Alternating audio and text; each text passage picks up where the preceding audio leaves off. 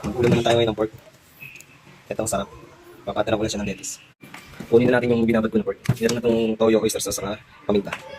Napapad na siya ng 3 hours para kung isa na lang tayo mabilis siya maluto. Game na. Start na tayo mag-isa. Lagyan na natin ng konting mantika ng vegetable.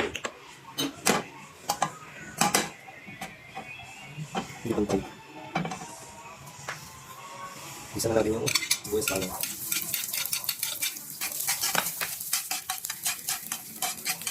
Igisa lang natin ng konti yung gulay. Okay kasi kapag medyo malaki yung gulay talaga, hindi siya overcook. Lagyan na natin itong binabad natin pork.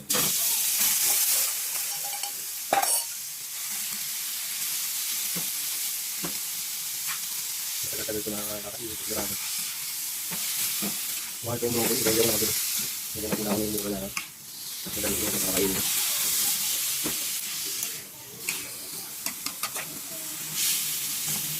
Lagyan natin ng oil.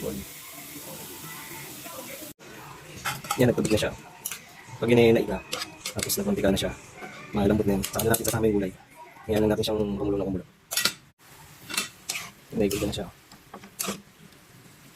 Lambot na. Hindi lang natin mabuta. Mas kumapit pa yung pinsa niya sa babaw. Yung nabili ko nga pa, walang kataba-taba yun. Ngayon na lang yung apoy. Para mas naluto pa siya mabuti. Ngayon natin yung gulay. Carrot at red bell pepper. Matabangan talaga yung tubig. Nagkandagdagan na natin konti oyster sauce. Mura na rin pala. Kapag na ako nakapag.